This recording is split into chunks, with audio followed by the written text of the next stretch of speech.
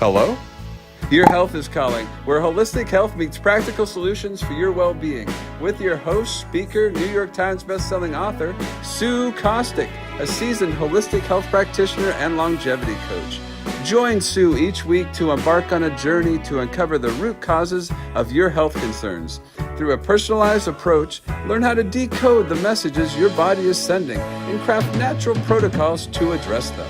Call in live at 888-994-4995 Studio A. Good morning and welcome to Hello, Your Health is Calling. I'm Sue Kostyk. I am an integrative health practitioner. And what does that mean? Integrative health is a combination of traditional Chinese medicine, ancient Ayurvedic medicine, and nutrition. We get to the root cause of issues of what you're experiencing. It's not just putting a Band-Aid on your symptoms. We go through your symptoms and figure out why you're having those. Many times we do it through functional lab testing, which is a super deep dive. So the goal of today is to talk about sleep. And we've been covering stress over the holidays and kind of started in November because the holidays, pretty much for me anyway, officially started in November. And stress on our bodies, comes out in different ways and it manifests in different ways. And sometimes we sit in that stress for too long. But I wanted to talk about stress or sleep today because sleep is one of the number one things that you can do and focus on that's going to help you minimize the stress result on your body. So again, we're never going to get away from stress. I'm not going to sit here and tell you that you can, but there are numerous ways that we can help our bodies with that stress response, and sleep is one of the main ones. And what I want to cover today is different short-term and long-term things that happen when we sleep or when we are deprived of sleep. But as an introduction, sleep is not created equal. We are all bio-individuals and we do need different types of sleep and different amounts of sleep. With that said, 7 to 9 hours is what a biological body needs. So wherever you are within that 7 to 9 hours, I'm not saying anything less than that. Your body cannot survive on 5 hours of sleep. I know there's a population of people, young mothers and people who do only get, maybe if they're lucky, 5 hours of sleep, but that's a different topic for a different day. So, let's talk about sleep. And to introduce this, I want to just talk about the two different types of sleep that occur during the night. Actually, there's more than two, but you have your light sleep, your deep sleep, and your REM sleep. Now, we all know light sleep is just what it is. It's we're asleep, but we're not in that any kind of REM sleep or the deep sleep activity. So what is REM sleep? REM sleep is what heals your brain. It is when your brain is actually the most active when you're sleeping. A lot of people don't realize this, but during your REM sleep, your brain is as active as it is during the day. So why is REM sleep important? Because this is when your brain heals. This is when your brain takes the garbage out. It's memory consolidation. It's filing cabinet. It's putting all of the learning things in your creativity into the files and cabinets where it belongs. And then it's getting rid of all the garbage. Your brain does need to get rid of garbage, just like your body needs to get rid of toxins. Your brain needs to do that too. So during that REM sleep, that is when things are happening in your brain, and it typically occurs between 2 and 6 a.m. Now, we are all diurnal creatures, which means we follow the sun. We wake up with the sun, we go to sleep after the sun. So habits, lifestyles, and things like that have really taken us out of what sleep was meant to be and how long we're sleeping. So, the deep sleep typically starts about 10. If you go to bed at 10, it's like one of the first things that happens when you fall asleep. So, the deep sleep typically takes place for the most part between 10 p.m. and 2 a.m. if you're following that kind of schedule. Um, it's your hibernative state. It's when your body is getting physically restored and recovered. Your heart rate goes down, your breathing goes down. It stimulates growth, immune system, energy is built through this. Another kind of fun fact during REM sleep is you kind of go through a physical paralysis because your brain is so active. Your body just kind of, the muscle, your skeletal muscle system kind of goes into a paralysis so that when you are in that active brain state, your body's not responding. Very interesting, huh? So, how do you know if you're getting enough sleep?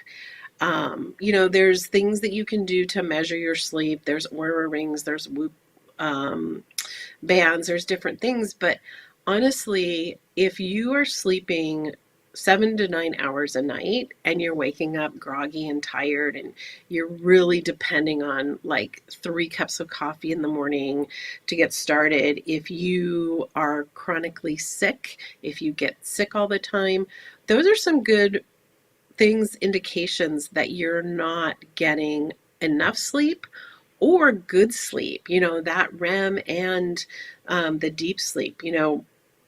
The REM sleep, you really need about 2 hours of REM sleep, and you need about 90 minutes of deep sleep. So that's kind of the introduction to sleep. When we come back from a brief break, I'm going to go into things that happen when you don't get enough sleep, and then we'll talk about the things you can do to improve your sleep. So hang in there, stay with me, grab a cup of coffee, whatever you need, and that's so funny I said coffee. Anyway, and we'll be back after this short break. Hello? Your health is calling. Feeling bloated, low on energy, dealing with hormone imbalances? Integrative health coach Sue Kostyk is here to assist you. Reach out to Sue for practical health solutions guided by her professional training as a holistic coach. Sue specializes in identifying the underlying causes of health issues and restoring balance. Don't let your health concerns impact your well-being. Contact Sue Kostyk today at 917-362-5176 or via email at sue@symmetryhealthandwellness.com and take the first step towards a healthier, happier you. You've been watching Hello, Your Health is Calling.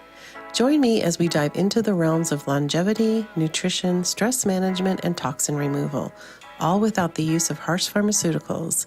And now, back to the show. Okay, welcome back. So we're going to dive into sleep now.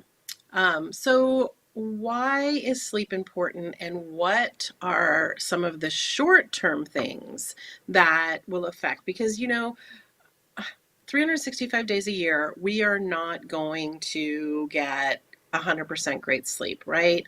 So when you're in a season of your life where maybe your sleep isn't that great, but it's not like consistent, and some nights are good, some nights are bad, but in the short term, what's happening? So, I talked about our brain and how it needs to heal during the REM sleep.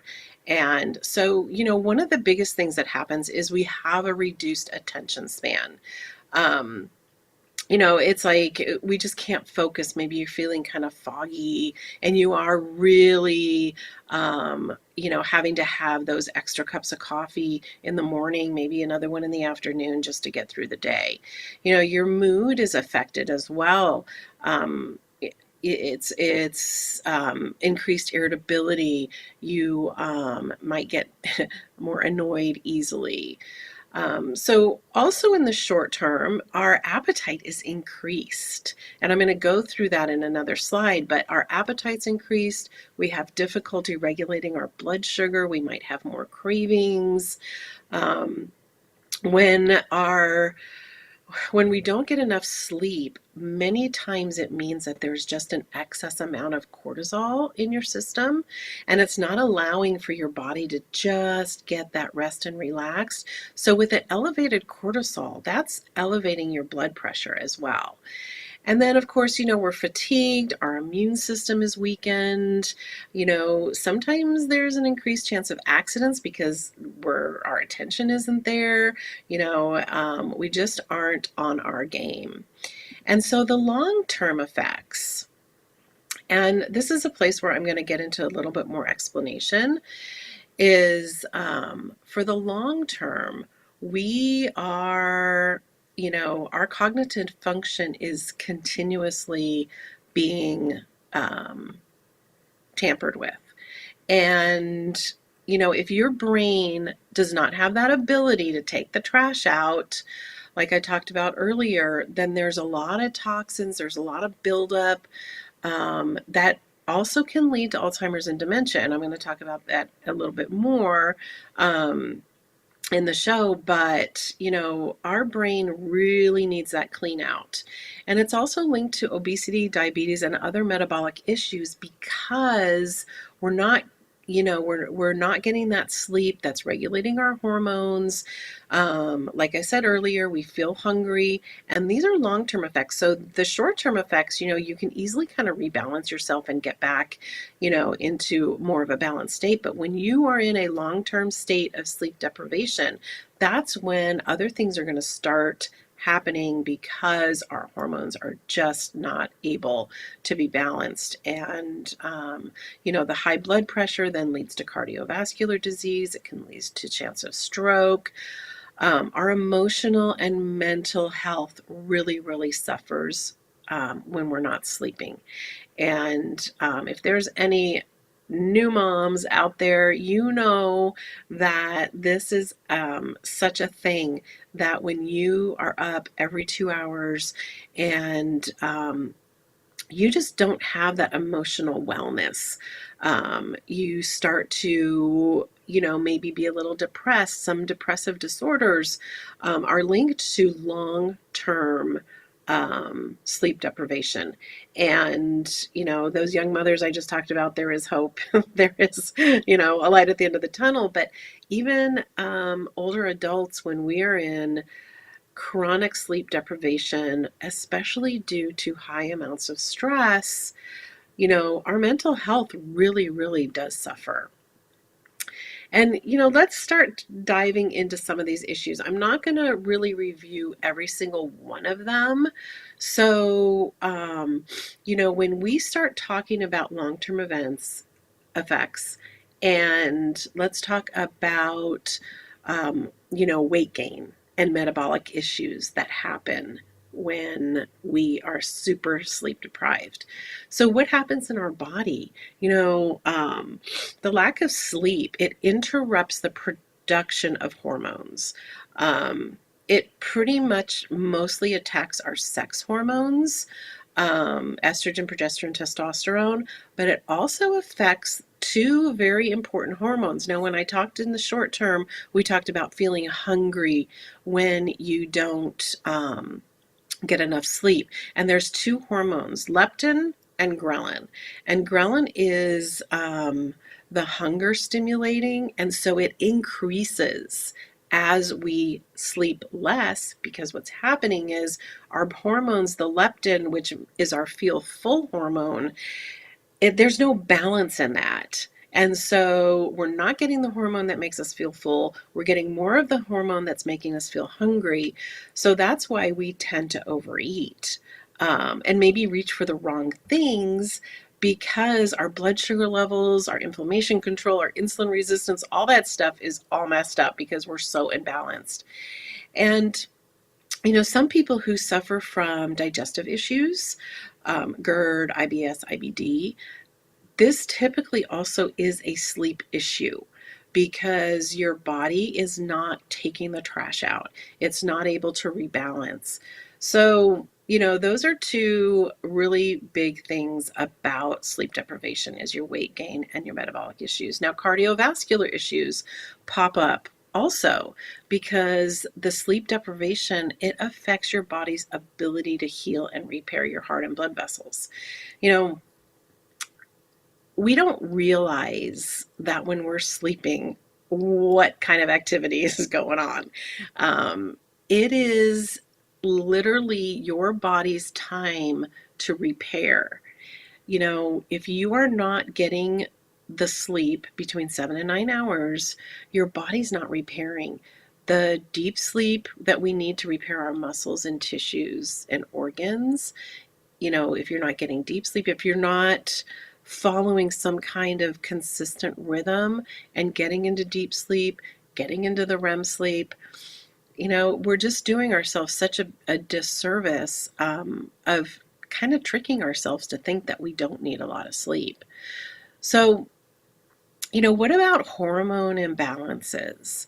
There's, a lot of issues that happen when we're not sleeping, hormone imbalances, fertility issues, because lack of sleep really does affect our sex hormones.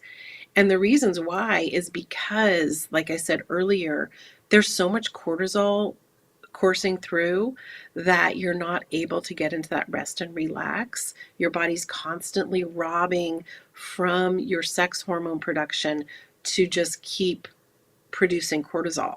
So, the effects of your hormone levels, it interferes with, in kids, if they're not getting enough sleep, it's going to interfere with their growth and their puberty as well. And so, for women, not having the right hormone balance is going to affect your menstrual cycle. For men, it's going to affect your testosterone and your sperm count. And it's going to lower your libido because, quite frankly, who wants that when you're tired, right? So, there's just such a slew of things. And I'm really, compartmentalizing all of this. And I do go to a little bit more detail in some blogs on my website. symmetryhealthandwellness.com is my website. And you can always email me support at Hello Your Health is Calling if you have more questions, because these are really, really deep issues and it's really hard to cover. I keep looking at my time and I'm like, I gotta talk faster. So besides hormone imbalance, fertility issues, we do have cardiovascular issues that happen when we are chronically sleep deprived, and it affects the healing and repair of your heart and blood vessels. This is all so scientific, and we can't just walk around and expect our bodies to function when we're not giving it the tools that it needs to heal. And so, a lot of cardiovascular disease, chance of stroke and those kind of things, they do go hand in hand with sleep deprivation. So let's talk about our cognitive function now, because this is another thing that there's been so many studies happening about our cognitive function and sleep. And if your brain is not able to repair, there are issues with forming the pathways for learning, for memory, for problem solving. We talked in the metabolic part when we talked about that, our blood sugar and our insulin is not able to be regulated when we're sleep deprived. And so that is one of the reasons why sleep deprivation is being linked to Alzheimer's and dementia, which is now starting to be called type 3 diabetes. So it's really important to understand that what's happening in your 20s and 30s is going to start manifesting in your 50s and 60s and beyond. So paying attention, I don't care what age you are, you can always start working on your sleep. And, it's one of those things that really needs to be prioritized, especially if you are under stress. Our overall wellness suffers when we are not sleeping. It lowers our immune system. If you are subject to getting a cold every year, then it's probably because you're not sleeping. And it's, like I said, it's linked to obesity, diabetes, cardiovascular disease, and some cancers are also linked, because what happens is when your body is not balanced, it's going to revert to whatever you're predisposed to. And everybody's different. Like I said, everyone's predisposed to something different, but when your body is immune compromised, it's going to succumb to whatever you're predisposed to. Remember, genetics load the gun, but our lifestyle pulls the trigger. So lifestyle including sleep. you know, what impacts your sleep? We talk a lot about, what happens when you don't sleep, but what kind of things are actually impacting your sleep, and what can you do? I'm never not going to give you any solutions. I'm not going to give you all this bad news and then just say, see you later. So let's talk about what impacts your sleep. So your environment. That's one of the number one things that you can work on. Noise. Is it, maybe you live in an apartment complex or something that it's noisy, or you have a partner that snores. There's different things that you can do. You can wear earplugs. You can put on a sound machine that gives you more of that white noise that helps block out that other noise. Is your room too light? I know a lot of people like to sleep with night lights. That's actually jeopardizing your sleep. The darker the room, the better. If you're in an environment that you can't get a dark room, then perhaps an eye mask. Your room temperature. The optimal sleeping temperature is 65 degrees. Now, I live in Arizona. Impossible in the summer. But, we do cool the house down at night versus in the middle of the day when no one's home. So, if you're thinking about your electric bill and things like that, typically the nighttime is lower cost. So if you can cool your room down, you don't have to get it down to 65 degrees. But typically people sleep better in the winter because it is colder. The tidiness of your room.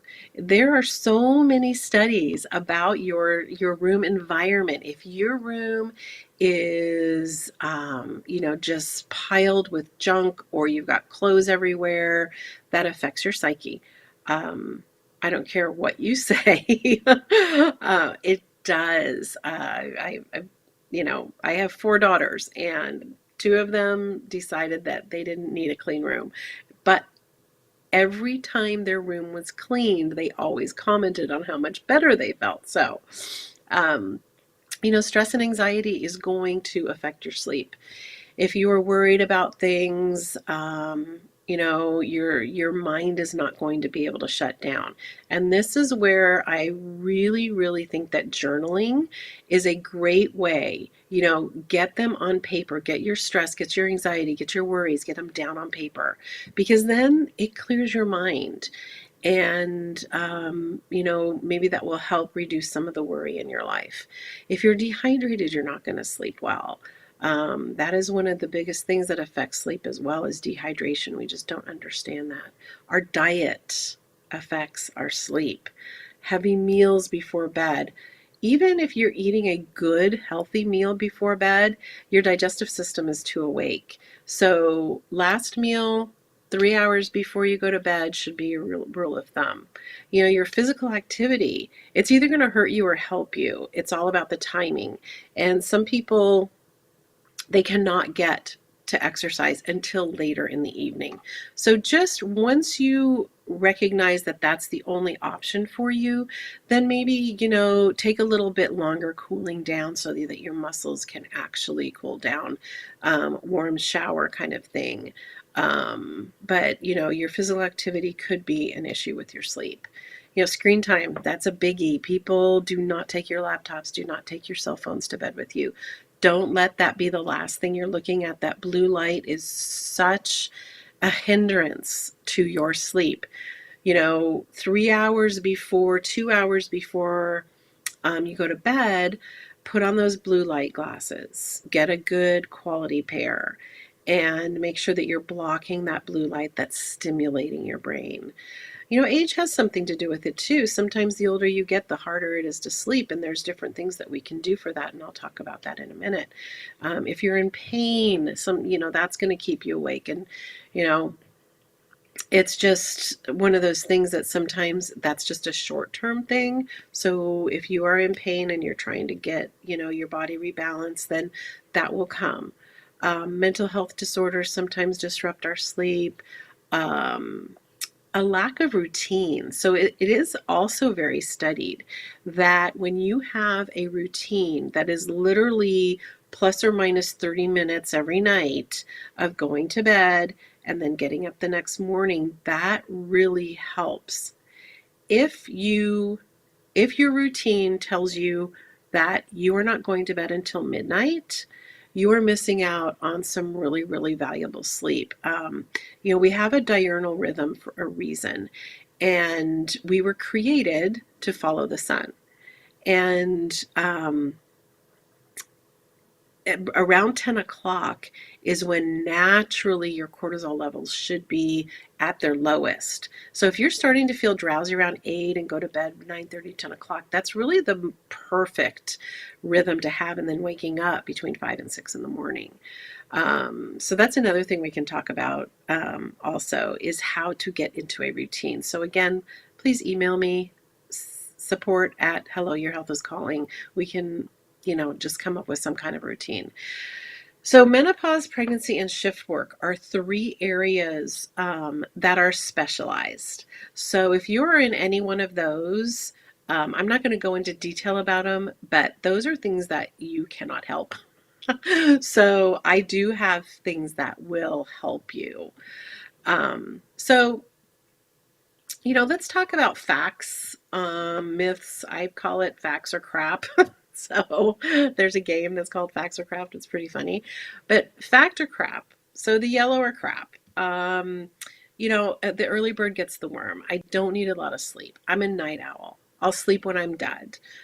More exercise, less sleep. Napping helps me catch up. Cold plunge wakes me up. These things are kind of societal myths that we've tend to adopted. And the I'll sleep when I'm dead, it's like, if you follow those other ones, that's pretty much going to happen. So, the night owl thing is really, it's not a thing.